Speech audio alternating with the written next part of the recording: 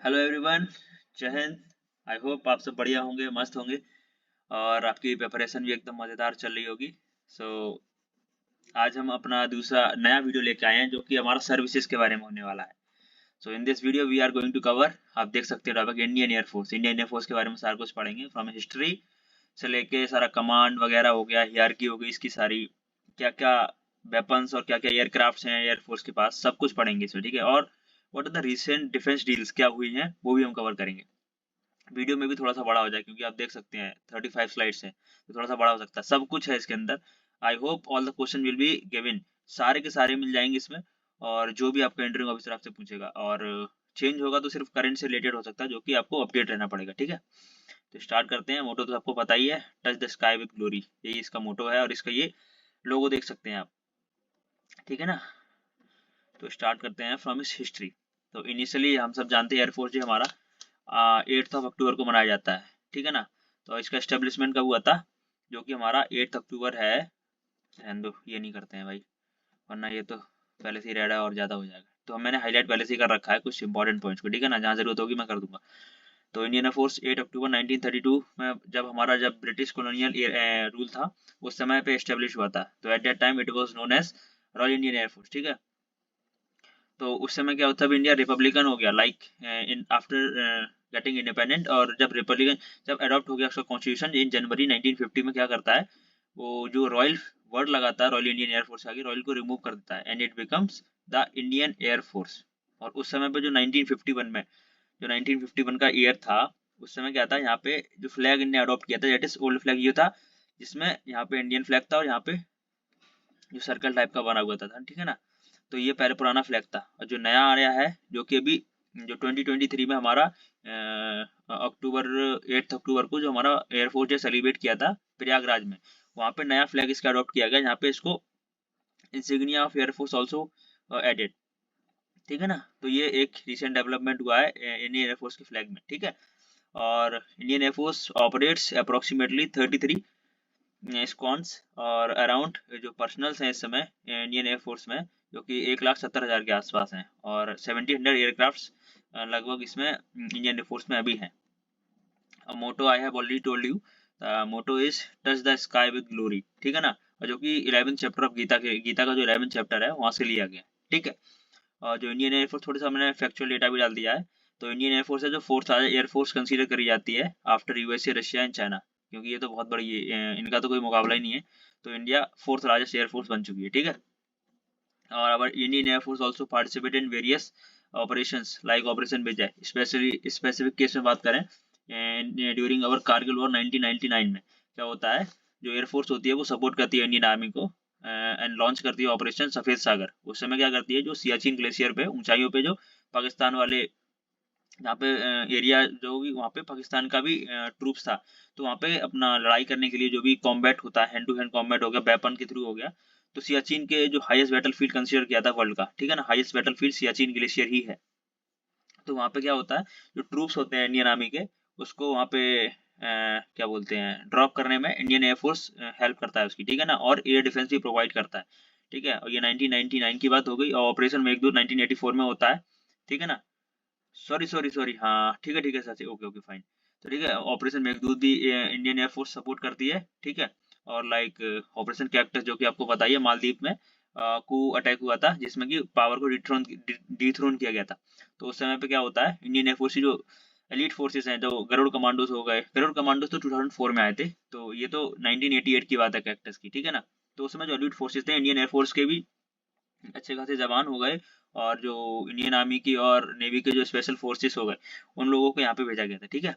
तो जिससे कि उनने मालदीव की हेल्प करी, तो मतलब हमारा हॉस्टेज हो गए, ज्यादातर इसका काम क्या है एयरफोर्स का, जो एयर में जो भी एयर डिफेंस, इसका प्राइमरी गोल यही है, जो रोल है एयरफोर्स का, कि जो एयर में भी जो भी प्रॉब्लम आएंगी या फिर एयर डिफेंस प्रोवाइड करना अपने देश को, हो गया इंटरनल सिक्योरिटी, एक्सटर्नल सिक्योरिटी, ठीक है ना।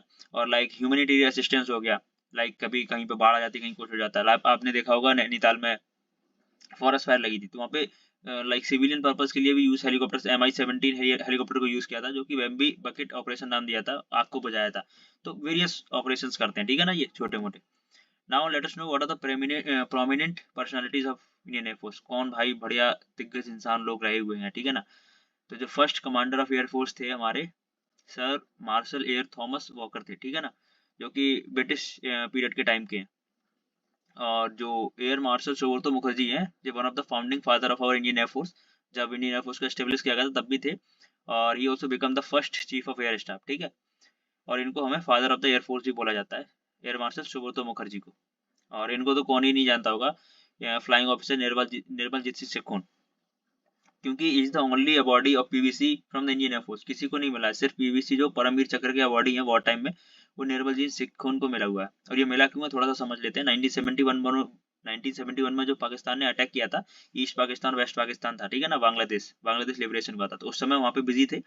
तो जो श्रीनगर एयरबेस था, वहाँ पे क्या है, वहाँ पे जो अकेले थे वहाँ पे एयर डिफेंस प्रोवाइड करी श्रीनगर एयरबेस पे। तो इस ब्रेवरी को लेके इनको पीवीसी दिया गया था, ठीक है। और हमारी जो ओनली जो क्या बोलते हैं 5 स्टार रैंक है जो इंडियन एयरफोर्स की, वो दी गई थी air chief martial Arjan Singh, ठीक है ना। और जो करंट हमारे चीफ ऑफ एयर स्टाफ हैं, जो कि अभी रिसेंटली अपॉइंट हुए थे, आई थिंक लास्ट मंथ हुए थे, तो उनका नाम है air chief marshal Amarpreet Singh. वो is the 28th chief of air staff.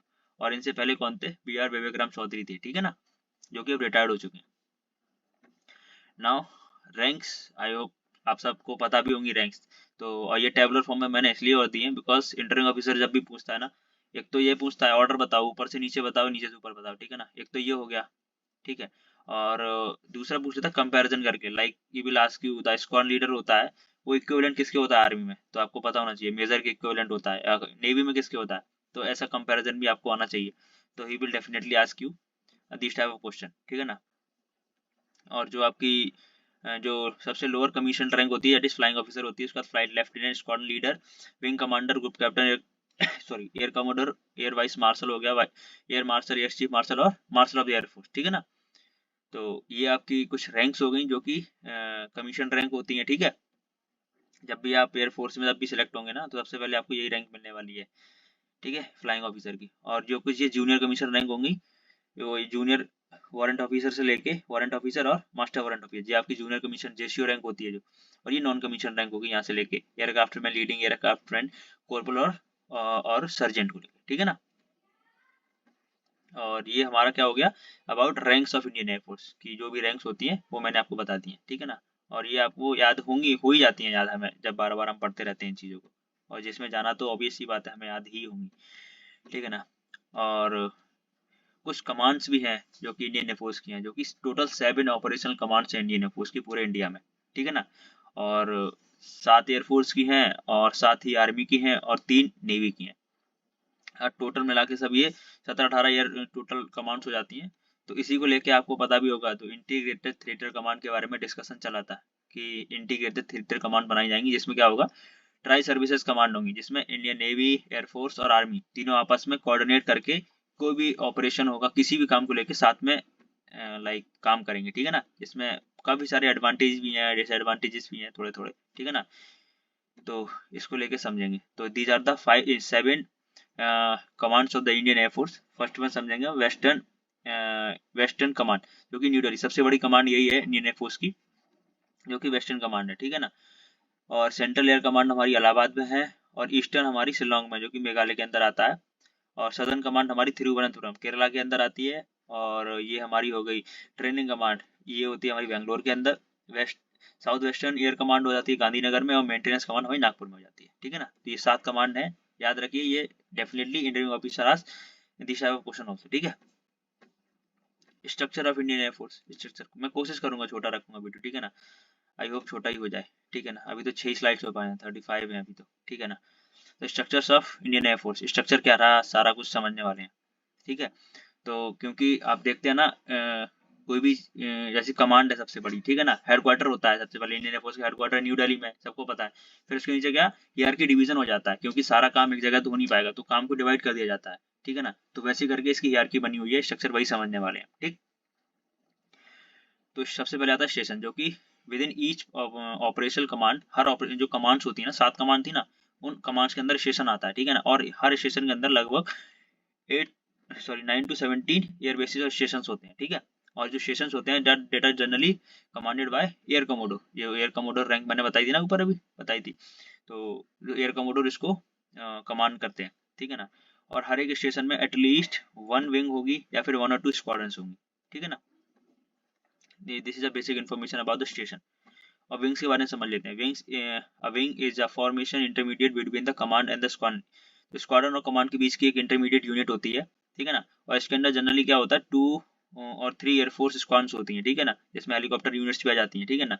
और इसमें क्या होती है, फॉरवर्ड बेस सपोर्ट यूनिट्स भी होती हैं। ये क्या होती हैं, forward base support unit do not have और होस्ट एनी स्क्वाड्रन और हेलीकॉप्टर। इनके पास खुद का कुछ नहीं होता, but act as a transit airways होता है रूटीन ऑपरेशन, ठीक है ना। लाइक ये सपोर्ट यूनिट्स, जैसे कि आप आर्मी में देखते हैं ना, कॉम्बैट सपोर्ट आर्म्स होते हैं, ठीक है ना। एक तो इन्फेंट्री आगे से लड़ रही होती है, ठीक है ना, और जो कॉम्बैट सपोर्ट आर्म्स होते हैं पीछे से देते हैं। तो ये एक तरीके से सपोर्ट यूनिट होगी जो कि मेन एयर डिफेंस में सपोर्ट करती है, लाइक, ठीक है ना। इंडिपेंडेंट यूनिट होती है, कभी भी लाइक कोई डिसीजन लेना पड़ सकता है ना, किसी भी स्टेशन पे कोई भी लाइक बेस है, कहीं पे कोई प्रॉब्लम आती है तो they can take their decisions और असिस्टेंट प्रोवाइड करेंगे, ठीक है ना।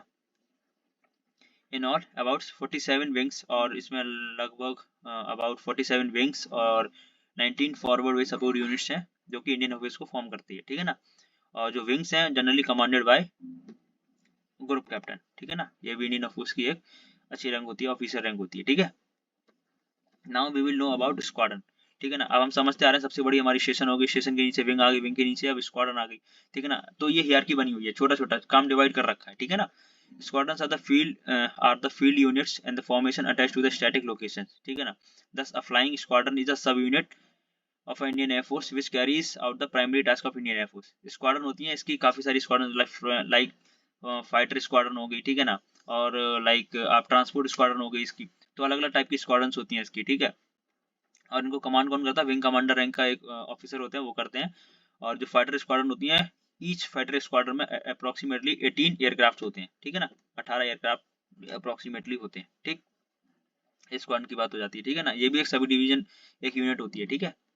और फ्लाइट समझते हैं, स्क्वाड्रन से छोटी होती है फ्लाइट। फ्लाइट क्या होती है, सब डिवीजन होती है स्क्वाड्रन का, स्क्वाड्रन से भी छोटी हो जाती है। और इसको कौन, जो स्क्वाड्रन लीडर होते हैं हमारे, वो इसको लीड करते हैं, ठीक है ना। कमांड करते हैं कौन, फ्लाइट को करते हैं स्क्वाड्रन लीडर, ठीक है ना।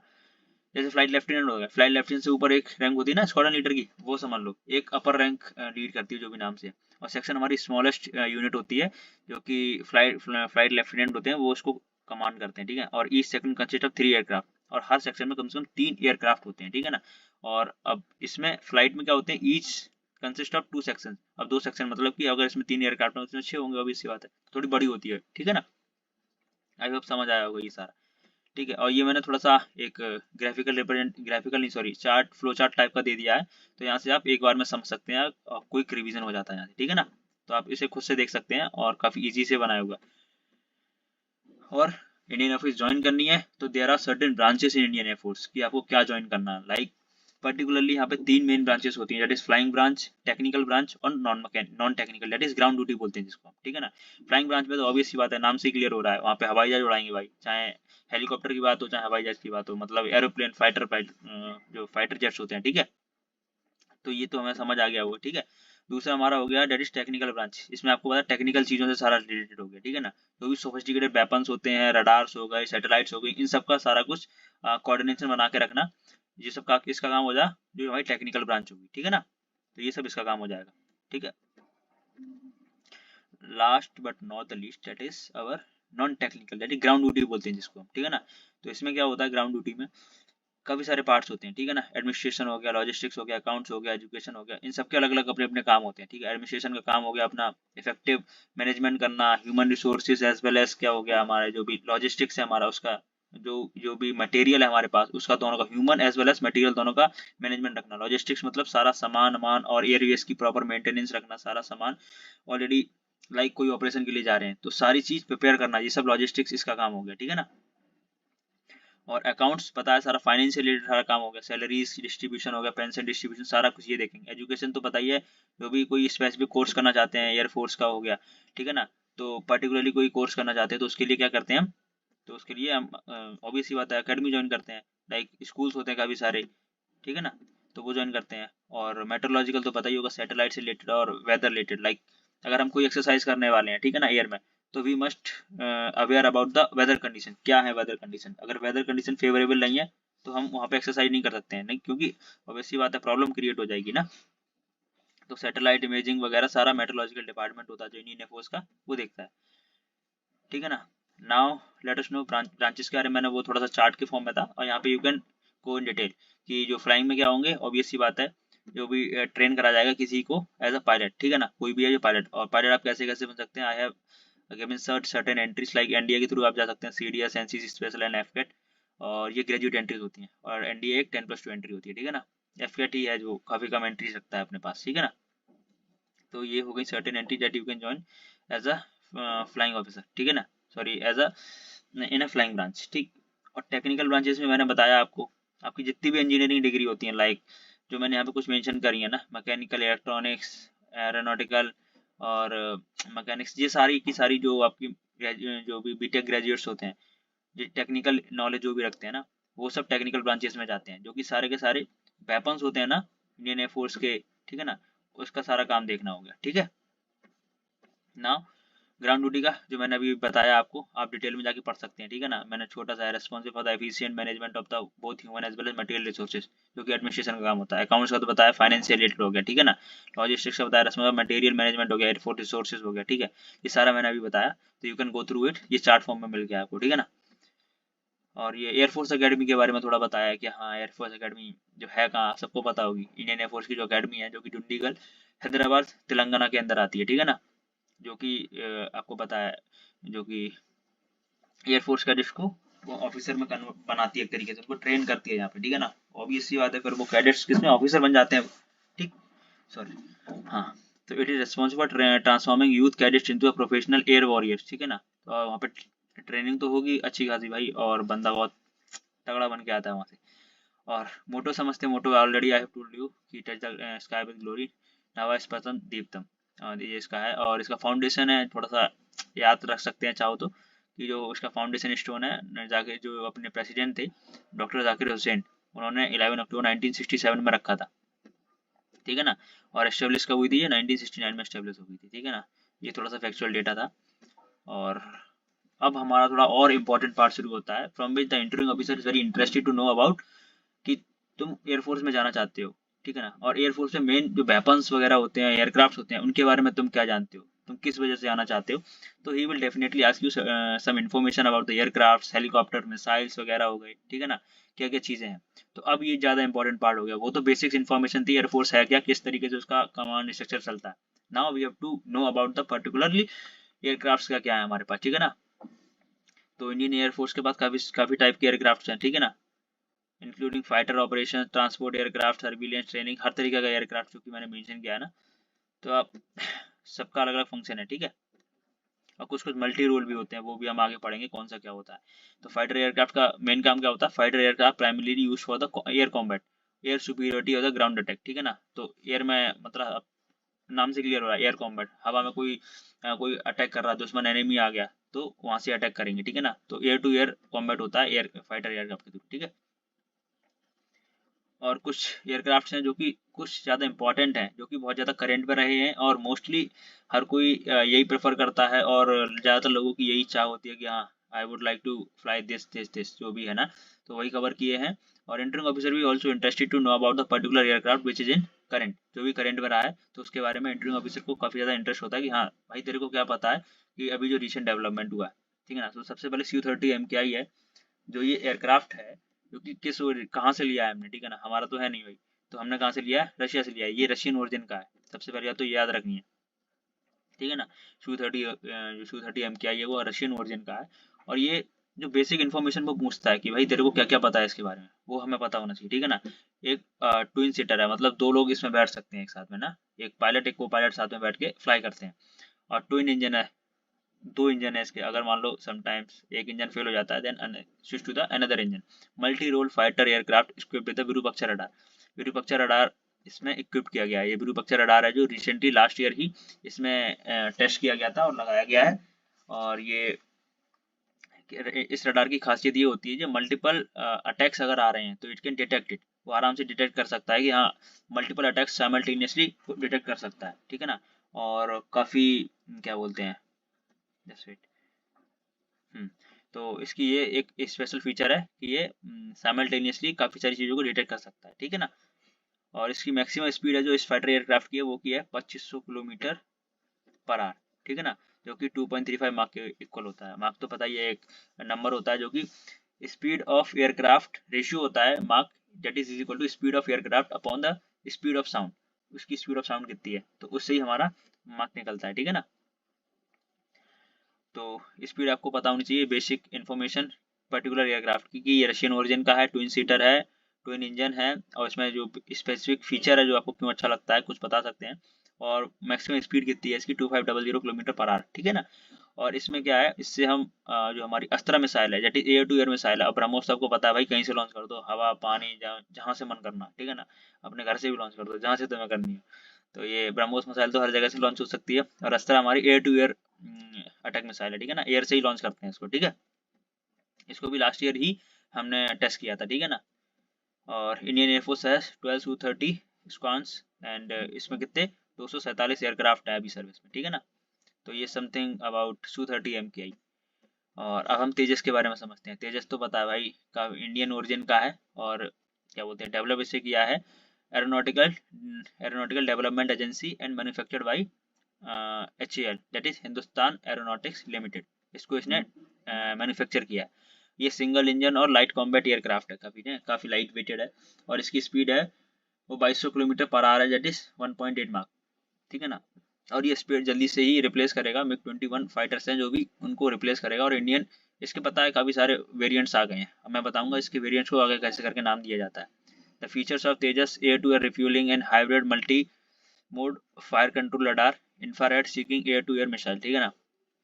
मिसाइल अटैक वगैरह सारी चीज इसमें इनबिल्ट है, ठीक है ना, सारी चीज लगा रखी है, ठीक है। Indian air force has its all variant like mark 1 हो गया ना, मार्क 1 इज द सबसे पहली जो बना के कोई भी चीज कोई भी इसकी वेरिएंट यूज आती है, जैसे कि मान लो सबसे पहले बनाया तेजस, तो ठीक है उसका पहला वेरिएंट है जिसको मार्क 1 दे देंगे, मार्क 2 सेकंड वेरिएंट हो गया, ठीक है ना। तो इसके मल्टीपल वेरिएंट्स आ रहे हैं जितना ज्यादा एडवांसमेंट होता जा रहा है चीजों में, ठीक है ना। Indian air force currently operating 2 squadrons of HAL squadrons of HAL तेजस, ठीक है। तो ठीक है ना, 26 इन सर्विस है अभी, ठीक है ना। और अब हम समझते हैं next aircraft that is Rafale के बारे में। ये हमारा सबसे पहले यही पता होना चाहिए, that is from we have taken from France से लिया गया है ये जो कि राफेल है, और इसको डेवलप किया है डसॉल्ट एविएशन, वहाँ की एक डिफेंस मैन्युफैक्चरिंग यूनिट कंपनी है डसॉल्ट एविएशन, उसने इसे बनाया। और ये भी ट्विन इंजन है, अगर एक इंजन खराब होता है दूसरे पे स्विच कर सकते हैं, ठीक है ना। महंगा पड़ता है पर हाँ काफी ज्यादा अच्छा है, लाइफ को सेव करता है। और भाई अगर सिंगल इंजन लगाया मान लो फेल हो गया भाई, तो भाई तुम्हारा एयरक्राफ्ट गया, जिंदगी गई, सब कुछ गया, ठीक है ना। तो काफी अच्छे मल्टी रोल फाइटर एयरक्राफ्ट है ये। Air to air target hit करने की इसकी 150 किलोमीटर रेंज तक ये हिट कर सकता है टारगेट को, और जो टैंक कैपेसिटी है इसकी 2000 लीटर की है, ठीक है ना। और अब आपको एक चीज बताऊंगा कि एयर टू एयर रिफ्यूलिंग भी होती है, वो एयरक्राफ्ट का नाम अलग है, वो भी बताऊंगा अभी आपको, ठीक है। और इसकी स्पीड है, मतलब जो बेसिक इन्फॉर्मेशन हाईलाइट कर रखी है ये जरूर पढ़ के जानी है कि कहाँ का है, किससे लिया है, कितने का इंजन है, कितना सीटर है, कितनी स्पीड है, कितनी रेंज है, ये बेसिक इन्फॉर्मेशन आपको पर्टिकुलरली पता होनी चाहिए, ठीक है ना। और वो तो भाई पढ़ ही लेना, डेट इज किस प्रिंसिपल पे ये उड़ता है भाई, बर्नौलीज थ्योरम लगती है पूरी, तो उसके बारे में तो भाई पूरा पढ़ के जाना, पूछ सकता है इंटरव्यू ऑफिसर, कोई बड़ी बात नहीं है। अब MiG-29 के बारे में पढ़ते हैं। It is taken from the Soviet union. अब सोवियत यूनियन लिखा है मतलब समझ रहे हो, before the disintegration of Soviet union, जब वो रशिया बना था उससे पहले की बात है, मतलब 1991 से पहले ही हमने इसे खरीद लिया था MiG-21 को, ठीक है, सॉरी MiG-29 को। और ये भी ट्विन इंजन फाइटर एयरक्राफ्ट है, और सिंगल सीटर है ये, ठीक है ना, ये देख सकते हैं आप, यहाँ पे एक बंदा बैठ सकता है, ठीक है ना। मैंने फोटो सबके लगाए हैं, पर्टिकुलरली जो एयरक्राफ्ट है वही लगाया है, ठीक है। और मैक्सिमम स्पीड इसकी 2450 किलोमीटर पर आवर, अच्छी खासी स्पीड है भाई इसकी, बहुत अच्छा खासा स्पीड से उड़ सकता है। और ड्यूरिंग अवर कारगिल वॉर, तब हमने ये इसने हमारी अच्छी खासी हेल्प करी थी, और इसने अच्छा रोल प्ले किया था। इंडियन एयरफोर्स ने सपोर्ट प्रोवाइड किया था इंडियन आर्मी को during Kargil war. MiG that is Mikoyans Gurevich, ये मैन्युफैक्चरर हैं, कंपनी है जिनका नाम है, जिसके नाम पे ये मिग नाम दिया गया है, ठीक है ना। और ये इंडिया में इसको ऑल्सो नोन फॉर बाज बाज बोलते हैं इसको, ठीक है ना। और now let us know about Mirage 2000, Mirage का 2000 पर सॉरी के बारे में समझते हैं, ठीक है ना। तो ये भी हमारा फ्रांस ओरिजिन का है, हमने ज़्यादा रशिया फ्रांस के ज़्यादा हमारे पास है, ठीक है ना। तो ये हमारे फ्रांस ओरिजिन का है, और थोड़े बहुत USA के आएंगे जो हेलीकॉप्टर्स पढ़ेंगे हम स्पेशली, ठीक है ना। तो फ्रांस ओरिजिन का है, सिंगल इंजन एयरक्राफ्ट है इसका, और ये भी सिंगल सीटर है, ठीक है ना, that is also single seater. Multi role ये भी है, काफ़ी सारे काम कर सकता है ये, ठीक है ना, मल्टी रोल, ठीक। और इसको हम इंडिया में मिराज 2000 को हम बोलते हैं बजरा, बजरा बोलते हैं, ठीक है ना। इसकी स्पीड भी अच्छी खासी है, 2.3 मार्क की है, और इसको जल्दी से हटाने के लिए रिप्लेस करेंगे किसी और से, बाई 2030 तक इसको रिप्लेस कर देंगे, ठीक है ना।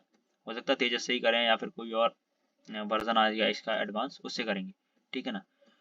अब हमने फाइटर जो भी हमने ऊपर पढ़े थे, these all fighter aircraft, fighter jets थे जो कि हमारे कॉम्बैट में हेल्प करते हैं। अब ट्रांसपोर्ट वाले हम समझेंगे, ट्रांसपोर्ट जो कि एक जगह से दूसरी जगह ले जाने वाले हमारे कौन से एयरक्राफ्ट हैं। C-130 ये सुपर हरक्यूल्स है, क्योंकि हमारा यूएस ओरिजिन का है, ठीक है ना, यूएसए से लिया है हमने से, capable of para dropping and heavy dropping. Para dropping तो समझते हैं, पबजी खेला होगा भाई, पबजी में वो ड्रॉप गिरता है ना, एयर ड्रॉप गिरता है, वहां से जाके लूटते हैं उसे, तो that is called para dropping, वही वाला, ठीक है। Has 4 engine turbo prop, sorry जो टर्बो प्रॉप होता है इसमें जो क्या होती है, जो प्रोपल्सन लगा होता है ना, जो इसमें टर्बाइंस होती हैं, तो जो एनर्जी, जो भी फ्यूल इसके अंदर होता है उसको बर्न करके जो एनर्जी आती है, तो इससे क्या करती है, एयर इस पे प्रेशर बनाती है टर्बाइंस पे और रोटेट करती है, और उसके रोटेशन से क्या है, जो प्रोपेलर होता है वो इग्नाइट होके और वो उसको हेल्प करता है स्पीड अप होने में और स्टार्ट होने में, ठीक है ना। तो ये टर्बो प्रॉप का मतलब ये है। और जो हमारी transport carrier which has maximum payloads, और 19,000 तक का इसका मैक्सिमम पेलोड्स है, मतलब इतना वजन झेल सकता है ये। और इंडियन एयरफोर्स के पास अभी कितने 12 इसके यूनिट्स हैं, ठीक है ना, 130 जेके, ठीक है, कितने हैं, 12 यूनिट्स हैं, ओके फाइन। भाई यार ये क्या हो जाता है, ओके। IL-78 इल्यूसिन, ठीक है ना, ये भी USSR मतलब रशिया से लिया है हमने, 1995 में लिया गया है, ठीक है ना, ये हमने रशिया से लिया है। और इसका स्पेशल फीचर बस यही है कि ये एयर टू एयर रिफ्यूलिंग करता है, आप देख सकते हैं आप यहाँ पे कि ये यहाँ से कैसे कनेक्टेड है इसमें, जो कि ये ट्रांसपोर्ट हमारा कैरियर जो कि यही टाइप का लग रहा है, जो हमारा ट्रांसपोर्ट एयरक्राफ्ट है, और यहाँ से क्या ये रिफ्यूलिंग कर रहे हैं दोनों, ठीक है ना। और रिफ्यूलिंग, और लगभग ये 2000 लीटर नहीं 1000 लीटर पर मिनट, इतनी तेज से ये लोग जो रिफ्यूलिंग है इतनी तेज से करते हैं ये लोग, जो इनका जो कैपेसिटी है, ठीक है ना। और 4 इंजन होते हैं इसमें, use as a military transport carrier advance. और जो IL-78 है इसका एडवांस वर्जन है, IL-78 का, उससे IL-78 है वो एडवांस वर्जन हमारा IL-76 का, जो पहले आया था 76 है तो पहले आया था, और उसके बाद ये एडवांस कुछ वर्जन आया, लाइक कुछ टेक्नोलॉजी कुछ अच्छी हो गई होगी, मॉडर्न ज़्यादा मॉडर्नाइज कर दिया होगा, ठीक है ना। मान लो ये पहले कम रेट से पेट्रोल या डीजल जो भी चीज़ इसमें पड़ती है, हाइड्रोजन फ्यूल पड़ता है, कम रेट से जाता होगा इसमें, अब एडवांस कर दिया तो ज़्यादा जाता होगा, ठीक है ना, दी ज़्यादा certain differences. Now let us no C-295, ये भी हमारा एक ट्रांसपोर्ट कैरियर है, जो कि इंडिया ने एयरबस, जो कि स्पेन की एक कंपनी है एयरबस, ठीक है ना, एयर डिफेंस कंपनी है, उसके साथ मिलके टाटा एडवांस ने मिलके C-295 को बनाया है। और इसका प्लांट शायद सूरत में बड़ोदरा में रखा गया है, आई एम नॉट श्योर, पर हाँ गुजरात में रखा गया है इसका प्लांट, ठीक है ना, वहीं पे इसे बनाया गया है। और it is transport aircraft, maritime patrolling भी करता है ये। मैक्सिमम क्रूज स्पीड है दैट इज 480 किलोमीटर, जो कि इसकी मैक्सिमम स्पीड है ना, जब ये उड़ने वाला होता है, जब टेक ऑफ करने वाला होता है, तब इसकी स्पीड होती है 480 किलोमीटर आज। और जब हवा में जाता होगा तो थोड़ी सी बढ़ जाती होगी, और क्या होता होगा। Design for precision air drop supplement, तो एयर ड्रॉप का मैंने बताया है, तो ये एयर ड्रॉपिंग ये भी करता है। और C-130 बताया वो भी होता है। C-17 ग्लो मास्टर इसका भी सेम काम है, ये भी large military transport aircraft carrier है। फोर टर्बो फैंस लगे हैं इसमें भी, पेलोड मैक्सिमम इतना हो सकता है इसका, और मैक्सिमम स्पीड इसकी 830 किलोमीटर पर आवर तक हो सकती है, ठीक है ना। It can carry up to 3 AH, जो रोम अपाचे हेलीकॉप्टर है ना, यूएसए के आगे पढ़ेंगे हेलीकॉप्टर्स के बारे में, तो ये यूएसए के हैं हेलीकॉप्टर्स, इनको 3 हेलीकॉप्टर्स अपने अंदर उठा सकता है, ये समझ लो इतनी ज़्यादा इसकी कैपेसिटी है, ठीक है ना। और डॉर्नियर 228, अब इसके बारे में पढ़ते हैं। ये ट्विन इंजन एयरक्राफ्ट है हमारा, ये है हमारा जर्मन ओरिजिन का है, ठीक है ना। और ये it can carry up to 19 passengers को, या फिर 2000 kg फ्रेट वजन को उठा सकता है ये। और जो मैक्सिमम स्पीड है इसकी 450 किलोमीटर पर आवर हो सकती है, ठीक है ना। और शॉर्ट रनवे पे काम करता है, ठीक है ना, क्योंकि ये जो हमारा जो डॉर्नियर 228 है ये मैरीटाइम वर्जन भी है, ठीक है ना, इसका मैरीटाइम वर्जन भी है। तो शॉर्ट रनवे क्यों, क्योंकि भाई हम समुद्र में है, अगर हमारा एयरक्राफ्ट करियर पे खड़ा हुआ है कोई भी, ठीक है ना, मान लो डॉर्नियर 228 खड़ा है, तो उसमें भाई इतना लंबा रनवे तो होता भी नहीं है ना, तो शॉर्ट रनवे चाहिए होगा, मतलब शॉर्ट रनवे की इसके अंदर टेक्नोलॉजी डाली जाएगी, जिससे क्या होगा वो तो कम एरिया में भी टेक ऑफ कर सके, ठीक है ना। तो ये इसकी स्पेशल फीचर्स होगा, ठीक है ना। Now let us no helicopter के बारे में जानते हैं, हेलीकॉप्टर के बारे में क्या क्या स्पेशल फीचर्स हैं, कौन कौन से हेलीकॉप्टर इंपॉर्टेंट है। MI-17 हो गया, जो मैंने बताया था आपको, आपका जो बैम्बी बकेट ऑपरेशन लॉन्च हुआ था नैनीताल में, जब आग फॉरेस्ट फायर लगी थी, तो उस समय भी यूज हुआ था। तो MI-17 is a medium twin turbine, 2 turbines होती हैं इसमें ना, और 2 टर्बाइंस होंगी मतलब समझ रहे हो, टर्बाइन ज्यादा होंगी मतलब स्पीड अप, और इसको पावर ज्यादा मिलेगी, ठीक है ना। ट्रांसपोर्ट, और ये भी रशियन वर्जन का है हमारा जो MI-17 है, this is also we have taken from Russia. और मीडियम यूटिलिटी हेलीकॉप्टर है, मल्टीपर्पज काम करता है ये भी, ट्रूप को लेके जाता है, ट्रूप ट्रांसपोर्ट करता है up to 36 soldier at a time. 36 लोगों को, देखो बड़ा भी लग रहा है काफी देखने में, 36 लोगों को ले जाता होगा भाई। Speed, maximum speed 250 kilometre per hour है, equipped with the night vision vision devices for all weather and night time operations, ठीक है ना। नाइट, अब तो ये हर एक एयरक्राफ्ट हेलीकॉप्टर में ये स्पेशल फीचर आ गया है, ठीक है ना। रात में भी भाई ऑपरेशन करने पड़ सकते हैं, कोई बड़ी बात थोड़ी ना है। अब अपाचे, अपाचे है जो कि one of the best helicopter में आता है। एडवांस अटैक हेलीकॉप्टर है ये यूएस का, ठीक है ना। जो अटैक हेलीकॉप्टर है, यहाँ पे मशीन मशीन लगी है जो कि हमारा अटैक करते हैं यहाँ से, लाइक गन की तरह यहाँ से वो निकलता होगा, क्या बोलते हैं, जो बुलेट्स होंगी इसमें, ठीक है ना, कैनन्स होंगे, वो लेके लेंगे। इसकी रेंज 480 किलोमीटर पर आवर तक चल सकता है, और जो एक कंप्लीट जब पूरा फुल हो इसका फ्यूल टैंक, तब 480 किलोमीटर तक चल सकता है, अप्रोक्सीमेटली 500 मान सकते हो। और मैक्सिमम स्पीड इसकी 293 किलोमीटर पर आवर है, और 30 mm की ऑटोमेटिक कैनन माउंटेड है इसमें, ठीक है ना। नीचे लगी है, यहाँ से भाई जो गोलियां बरसेंगी, बरसा देंगे दुश्मनों के ऊपर। और राउंड स्पीड देख रहे हो भाई, 30 फायरिंग स्पीड 625 राउंड पर मिनट, 1 मिनट में देख रहे हो भाई कितनी देर से निकल रहा है। तो अच्छा खासा है इसका फीचर्स भी, ठीक है। HAL ध्रुव के बारे में बात करते हैं भाई, इसको सबको पता होगा, ये हमारा HAL से समझ आ रहा है, हिंदुस्तान एरोनॉटिक्स लिमिटेड, हमारे इंडिया में बनाया गया है इसको, ठीक है ना। तो ये मल्टी रोल यूटिलिटी हेलीकॉप्टर है, ठीक है ना, जो मल्टीटास्क के लिए यूज किया जाता है, ठीक है ना। अटैक भी कर लेगा, अटैक के साथ साथ तुम्हारा ह्यूमैनिटेरियन असिस्टेंस चाहिए, मान लो कहीं कैलेमिटी आ गई तो वहाँ पे भी चला जाएगा, ठीक है ना। मल्टी रोल का काम करता है ये, ठीक। मैक्सिमम स्पीड इसकी 290 किलोमीटर पर आवर से समझ सकते हो, और इसका नेवल वेरिएंट है, ठीक है ना, modified for the maritime operation sir, और anti submarine warfare, anti submarine warfare के लिए भी यूज होगा, मतलब सबमरीन अटैक भी कर सकता है। सबमरीन भाई जो भी होते हैं ना, पानी में छुप जाते हैं, तो उसको डिटेक्ट करता है, रडार्स लगे होंगे भाई इसमें, तभी डिटेक्ट कर पाएगा। चिनूक, ये भी हमने USA से लिया है, ठीक है ना। अमेरिकन ओरिजिन का है, ट्विन इंजन है, इसमें 2 इंजन लगे होते हैं भाई। अब देख रहे हो कितना एडवांस टाइप का लग रहा है, कितना मस्त लग रहा है। और देखो ये ट्रांसपोर्ट कर रहा है, ठीक है चीज है, तो देख के लग रहा होगा ये ट्रांसपोर्ट टाइप का हेलीकॉप्टर। इसमें अटैक का तो सिस्टम देख भी नहीं रहा होगा कि अटैक कर पाएगा जी, तो ये ट्रांसपोर्ट हेलीकॉप्टर है, ठीक है। और इसकी रेंज 270 किलोमीटर तक है रेंज, और मैक्सिमम स्पीड इसकी 300 किलोमीटर पर आवर तक जा सकती है। मैक्सिमम टेक ऑफ वेट हो सकता है 22,680 kg। ये सर्टेन कुछ फीचर्स हैं, कुछ लाइक चीज़ें जो कि आप याद रख सकते हैं व्हेन एवर। और ये ऑब्वियस सी बात है, इंटरव्यू हमेशा आपके हाथ में होता है, जो तुम इंटरव्यू ऑफिसर को बताओगे, ही will definitely ask the question regarding the particular thing. अगर तुम बोलोगे भाई कि मेरे को ये उड़ाना है, या फिर ये चीज़ मुझे अच्छी लगती है सर एयरफोर्स की, ये वाला एयरक्राफ्ट, तो भाई वो घुस जाएगा उस चीज़ में, भाई यू लाइक इट, तो भाई इसके बारे में तेरे को कुछ पता होना चाहिए ना। तो इंटरव्यू ऑल अबाउट कि तुम जहाँ लेके जा रहे हो, ठीक है ना। तो सोच समझ के, कुछ पर्टिकुलरली कुछ फाइटर एयरक्राफ्ट होगा, कुछ ट्रांसपोर्ट होगा, कुछ हेलीकॉप्टर्स होगा, स्पेसिफिक याद कर लेना, उनके फीचर्स याद कर लेना, वो पूछे तो बता देना, सिंपल सी बात है, ठीक है ना।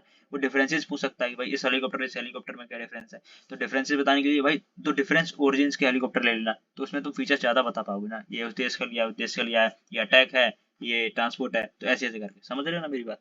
तो थोड़ा दिमाग से चलना होगा। Now let us no trainer aircraft. Trainer aircraft के बारे में ज्यादा कुछ नहीं पढ़ना, सिंपल पूछता है भाई, पूछता भी है तो। ये ट्रेनर एयरक्राफ्ट कौन सा है, एक तो हमारा ये हो गया HJT-60 किरण हो गया, जो कि हमारा इंडिजिनियसली जेट ट्रेनर है, and use for intermediate pilot training. और प्राइमरी के लिए हम ये यूज करते हैं, जैसे हिंदुस्तान टर्बो ट्रेनर 40, ठीक है ना, जो कि use for primary pilot training, ठीक है ना। और जो इंटरमीडिएट ट्रेनिंग के लिए यूज करते हैं, और ट्विन सीटर होते हैं, और मैक्सिमम ये ट्विन सीटर ही होते हैं, क्योंकि भाई कोई नया बंदे कुछ ट्रेन कराओगे तो भाई अकेला तो ना उड़ाने लगेगा वो भी, ठीक है ना, उसके साथ को पायलट बैठना जरूरी है। और पिलेटस PC-7M ये Swiss made turbo sorry turbo prop aircraft है ना, ये स्विट्जरलैंड से लिया है, ठीक है ना। सब as a primary trainer for the cadets in the initial stage में इससे भी ट्रेनिंग करी जाती है। सर्टेन टाइप के काफी सारे होते हैं, तो ये कुछ हैं जो कि इंपॉर्टेंट है, क्योंकि आप याद रख सकते हैं। Now let us no missiles. भाई मिसाइल्स का तो बहुत बड़ा रोल है, ठीक है ना, तो मिसाइल के बारे में समझते हैं। सबसे पहले आपको समझा दो, 2 टाइप की मिसाइल, क्रूज मिसाइल और ब्रह्मोस सॉरी बैलिस्टिक मिसाइल। तो जैसे कि हमारा ये समझ सकते हैं, ये हमारा अर्थ सरफेस है, ठीक है ना, तुम्हारी यहाँ से आप मिसाइल लॉन्च करने वाले हैं, तो अगर आप मिसाइल लॉन्च करेंगे, मान लीजिए ऐसे जाके अर्थ के एटमोसफियर से पार होकर चली गई, ठीक है ना, यहाँ तो बन नहीं रहा भाई यार, ये पार होकर चली गई और वापस आती है, ठीक है, ऐसे करके हिट कर दिया आगे, तो देखिए कितना लंबा डिस्टेंस ट्रेवल किया, ठीक है ना। तो जो बैलिस्टिक मिसाइल्स होती हैं हमारी वो लॉन्ग टारगेट्स को हिट करती हैं, है ना, ठीक है ना। पर एक दिक्कत क्या आती है, ये रडार्स में रडार होता है ना जो डिटेक्ट कर लेता है तुरंत कि यहाँ कोई अटैक करने वाला हमारी तरफ, ठीक है ना। और जो क्रूज मिसाइल्स होती हैं वो सिंपल होती हैं, अर्थ के विद इन अर्थ के एटमॉस्फेयर, मान लो यहाँ से लॉन्च करी तुमने और ऐसे जाके फिर यहाँ से अटैक करके यहाँ पे अटैक कर देगी जाके, ठीक है ना। तो ये हमारी हो गई, that is upper cruise missile, ठीक है ना। आई होप समझ आ गया होगा। तो क्रूज मिसाइल हमारे पास दो हैं जो कि बहुत इंपॉर्टेंट है। पहले ये होगी ब्रह्मोस, ब्रह्मोस के बारे में इंपॉर्टेंट है काफी ज्यादा, समझ लेना, ठीक है ना। ब्रह्मोस सुपरसोनिक क्रूज मिसाइल है जो कि हमारी इंडिया और रशिया का वेंचर है, ठीक है ना।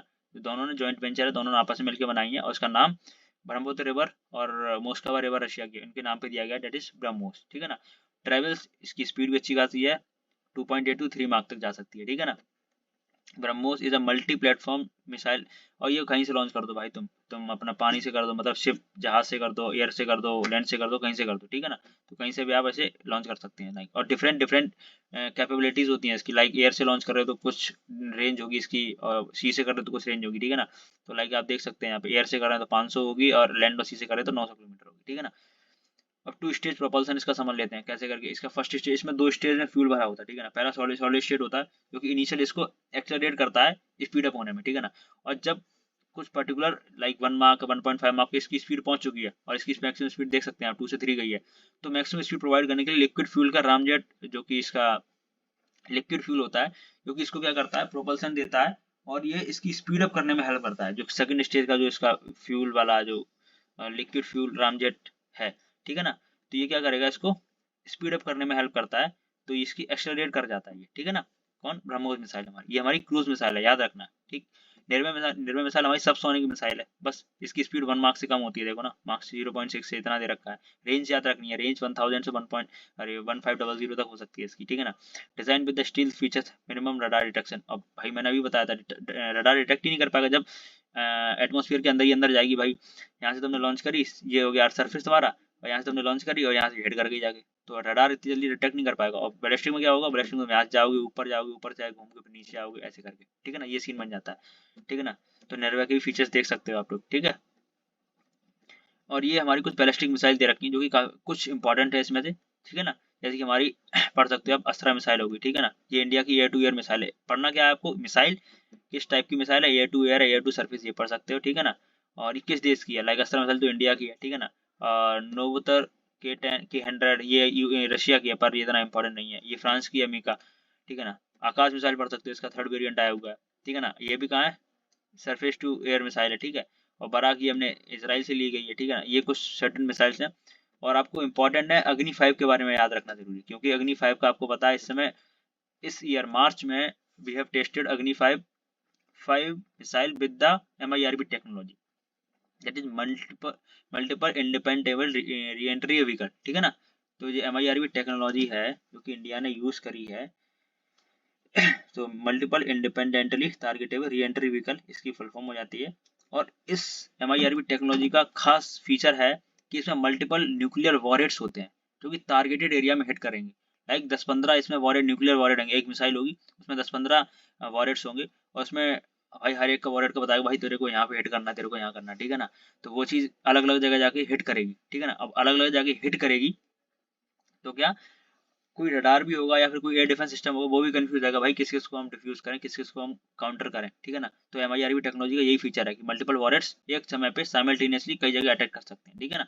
जो कि अग्नि 5 में इस प्रोजेक्ट का ना, प्रोजेक्ट दिव्यास्त्र था आई थिंक उसका नाम, ठीक है ना। ऑपरेशन दिव्यास्त्र, मिशन दिव्यास्त्र के अंडर हमने MIRV टेक्नोलॉजी का यूज किया है, ठीक है ना। और जी सर्टेन मिसाइल्स हैं, आप ये याद सकते हो सरफेस टू एयर कौन सी है और रेंज कितनी क्या है अप्रोक्सीमेटली, ठीक है ना। और इंटर कॉन्टिनेंटल तो याद कर लेना, एक दो इंपॉर्टेंट हो जाती है, ठीक है। Important defence system, air defence system क्या है, airborne early warning and control system, ठीक है ना। इसका काम क्या है, ये जो रडार इसमें लगे होते हैं डिटेक्ट करता है कोई किसी भी अटैक कर रहा है कैसा क्या है, ठीक है ना। Provide command and control over air and surface target, ठीक है ना। कोई अटैक कर रहा है तो उसको डिटेक्ट कर लेगा तुरंत से, ठीक है ना। उसके अगेंस्ट उसको डिफ्यूज करने के लिए क्या करेगा, भाई लॉन्च करेगा काउंटर अटैक, ठीक है। और ट्रैकिंग मल्टीपल टारगेट साइमल्टेनियसली, ठीक है ना। मल्टीपल टारगेट्स आ रहे हैं, काफी चीज 2-4 अटैक कर दिए किसी ने, 4-5 इकट्ठे, तो ये डिटेक्ट कर सकता है आराम से, ठीक है ना।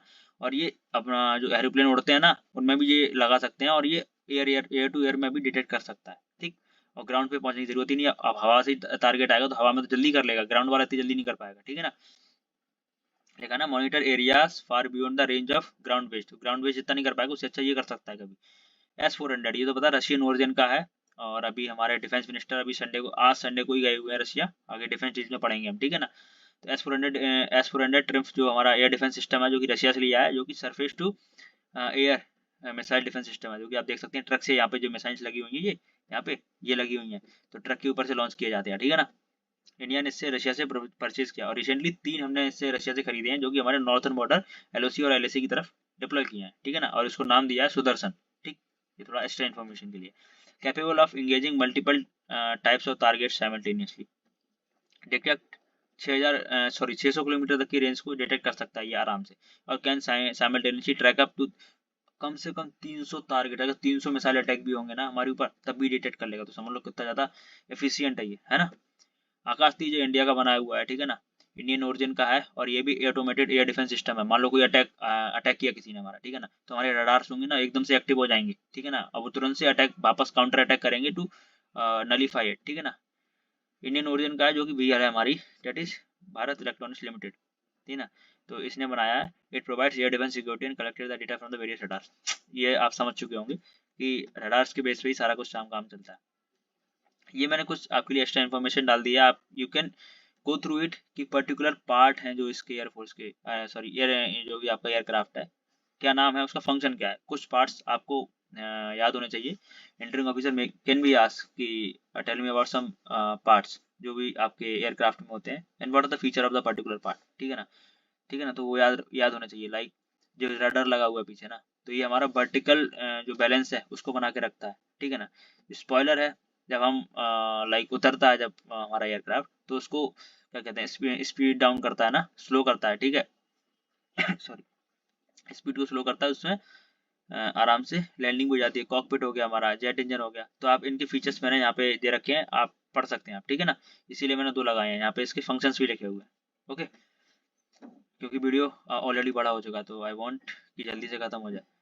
और military exercise, it is very common कि भाई बहुत हेल्प मिलेगा तुम्हें, कि इंटरिंग ऑफिसर डेफिनेटली आस्क कि भाई कुछ एक्सरसाइज बता, ठीक है ना। अगर तुम कहीं पे फंसते हो, लाइक कहीं तुम पर्टिकुलरली एरिया में नहीं बता पाते हो, तो he will go to next part कि हाँ ये भी बचा हुआ है, ऐसे यही पूछ लेता हूँ, ये तो पता ही होगा बेसिक है भाई, रिटर्न निकाल के बंदा आ रहा है, ठीक है। तो ये कुछ एक्सरसाइज गरुड़ शक्ति हो गई, कोप इंडिया हो गई, तो कुछ पर्टिकुलर एक्सरसाइज है जो बायलेटरल एक्सरसाइज वो पूछ सकता है। Tell me 2 bilateral exercise of India and its friendly nation, जिसके साथ भी करता है, या मल्टीलेटरल में आपकी ये आ सकती है, ठीक है ना, ठीक है ना। और डेजर्ट ईगल, शायद आई थिंक डेजर्ट ईगल ही हुई थी, नहीं डेजर्ट ईगल नहीं है, मुझे इजिप्ट में हुई थी, मेरे को याद नहीं आ रही है ना। तो एक वो भी मल्टीलेटरल एक्सरसाइज थी, ठीक है ना। तो मल्टीलेटरल, एक तो रेड फ्लैग हो गई, और एक रेड फ्लैग ये USA ने होस्ट करी, तो ये आप ये याद कर सकते हैं, ठीक है ना। 2 मल्टीलेटरल और 2 या 3 से 4 बायलेटरल एक्सरसाइज, ठीक है ना। तो ये आप याद कर सकते हैं, कोई दिक्कत नहीं आएगी। अब डिफेंस डील, ये हमारा लास्ट पार्ट होने वाला है, और जो कि काफी इंपॉर्टेंट है, ठीक है ना। और ये अभी मैंने रिसेंटली निकाला है, ठीक है ना। और ये सारी की सारी 2024 जुलाई के बाद की मैक्सिमम न्यूज है। India and the US have signed a security of supply arrangement, SOSA agreement sign किया है इंडिया ने USA के साथ, ठीक है ना। इसका मेन फंक्शन क्या है वो यहाँ से समझते हैं, ठीक है ना। यहाँ पे it allows both nations to prioritise each other's goods and services for nations defence, ठीक है ना। एक दूसरे के जो भी गुड्स एंड सर्विसेज हैं एक दूसरे को यूज करके फॉर द नेशंस डिफेंस को लेके, लाइक देश की सुरक्षा के लिए like for providing the defence use कर सकते हैं, and ensuring supply chain resilience during the emergency, ठीक है ना। तो ये सोसा एग्रीमेंट याद रखेंगे, India is the 18th partner of it, ठीक है ना। इंडिया ने काफी लेमुआ हो गया, बेका हो गया, काफी सारे एग्रीमेंट डिफेंस एग्रीमेंट साइन कर रखे हैं, वो भी आपने पढ़ रखे होंगे, पर वो पुराने हो गए हैं। This is a recent one, ठीक है ना, ठीक है ना। इंडिया USA के बीच का मैंने लिख दिया है, आप देख सकते हैं आराम से। और जो अभी मैंने बताया था एंटी रोमियो बोल रहे रोमियो हेलीकॉप्टर है, जो कि लाइक यूनाइटेड स्टेट्स से हमने डील करी है इंडिया ने, ठीक है ना। क्या डील करी है, तो MH-60R सीहॉक हेलीकॉप्टर जो कि एंटी सबमरीन वॉरफेयर में यूज किया जाता है, ठीक है ना। तो लाइक सबमरीन के खिलाफ इसको यूज किया जाएगा, जो नेवल वर्जन है इसका, ठीक है ना। तो इसको इंडिया ने डील किया है USA के साथ, वो खरीदेगा, ठीक है। और अभी रिसेंटली 2 दिसंबर की न्यूज है, mega Rafale fighter and Scorpion submarine deals doing with the, ठीक है। अभी क्या हुआ है, India interested to make a deal with France की राफेल खरीदेगा और स्कॉर्पियन जो सबमरीन है वो खरीदेगा, ठीक है ना। तो जिससे क्या डिफेंस एग्रीमेंट हुआ है, तो जिससे क्या इंडिया वांट टू स्ट्रेंथन इस एयर डिफेंस, ठीक है ना। तो आप यहाँ समझ सकते हैं एयर एक यूएसए के साथ फ्रांस के साथ। अब now let's go to the next part, that is Russia के साथ भी कुछ डील्स हुई हैं, ठीक है ना, अभी होने वाली हैं समझ लो। तो जो हमारे डिफेंस मिनिस्टर हैं जो आज ही रशिया में अटेंड करेंगे एक समिट लाइक मीटिंग करेंगे to deepen the strengthening the bilateral defence cooperation, ठीक है ना, वो उसके लिए करेंगे। तो अब वहाँ पे जाएंगे तो इंडिया ने क्या हुआ, INS तुसील करके एक फ्रिगेड है वहाँ पे, ठीक है ना। तो इंडिया ने और इसने रशिया ने डील साइन करी थी 2018 में, ठीक है ना। ग्रिगोरविच क्लास एक फ्रिगेट है, ठीक है ना, फॉर द एक्विजिशन ऑफ 4, ये कोई क्लास की उनकी वो है ना, क्या बोलते हैं फ्रिगेट्स हैं वहाँ की। तो क्या करेंगे, तो जो INS तुसील है उसको इंडक्ट किया जाएगा इंडियन नेवी में। तो जब ये हमारे डिफेंस मिनिस्टर वहाँ जाएंगे तो वहाँ पे लॉन्च करी जाएगी, ठीक है ना।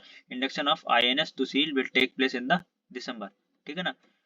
और ये यहाँ भी देख सकते हैं जो शॉर्ट में लिखे हुए हैं सारे, ठीक है ना। और जो हमारा S-400 है, हमने इंडिया ने काफी सारे ऑर्डर में लगा रखे हैं, बट क्या है वो हमारा रशिया है अब तो सीरिया में बिजी हो गया भाई, अभी यूक्रेन के साथ बिजी था लड़ाई में, ठीक है ना। तो वो डिले कर रहा है इन चीजों को लेकर, तो इसको लेकर ही बात करी जाएगी, ठीक। और ये पंतशीर एक एयर डिफेंस सिस्टम है जो भी रशिया का है, जो कि छोटे छोटे मिलिट्री बेसिस हैं, ठीक है ना, उसको प्रोटेक्ट करेगा ये, ठीक है ना। तो ये उसके लिए बनाया गया है। तो पंतशीर S-1 air defence missile gun system design for the air defence of small size military, ठीक है ना, स्मॉल साइज मिलिट्री के लिए बनाया गया है ये, ठीक है। इसके स्पेशल फीचर लिखे हुए हैं, ठीक है ना। यहाँ पे क्लस्टर ऑफ मोबाइल है, ये देखो ट्रायल में भाई मोबाइल तो होगा ही, एक जगह दूसरी जगह जा सकता है। Multi channel short to the medium range surface to air missile, आप यहाँ से पढ़ सकते हैं कुछ फीचर्स इसके कि पंतशीर एग्री जो भी मिसाइल एयर डिफेंस सिस्टम है वो क्या है, इसके फीचर्स क्या है, ठीक है ना। It can be asked by your interviewing officer. और लास्ट है हमारा जो अर्मेनिया की डील्स, अर्मेनिया के साथ तो हमारा जो डिफेंस एक्सपोर्ट्स है काफ़ी ज़्यादा बढ़ गया है, और अर्मेनिया के साथ हमारी डिफेंस रिलेशन अच्छे खासे बहुत इंप्रूव हो चुके हैं, क्योंकि अभी देख सकते हैं 2.63 बिलियन की हमारी डिफेंस की ट्रेड हो चुकी है अर्मेनिया के साथ, ठीक है ना। जो कि अर्मेनिया पहले उससे खरीदता था रशिया से, अब वो हमारी तरफ इंक्लाइन हो गया, ठीक है ना। तो हमारे रिलेशन अच्छे हो रहे हैं। और जो Pinaka multi viral rocket launcher है जो कि इसी को बेचा है हमारा, जो कि रशिया ने सॉरी इंडिया ने इसको दिया है, ठीक है। तो आई होप आपको ये वीडियो अच्छा लगा होगा और सारी चीज़ें क्लियर हुई होंगी, ठीक है ना। और if you have any doubt और कुछ चीज़ ऐड करना चाहते हैं तो यू कैन टेल मी, और किस पे आप अपना नेक्स्ट वीडियो चाहते हैं आप वो भी बता सकते हैं, ठीक है ना। और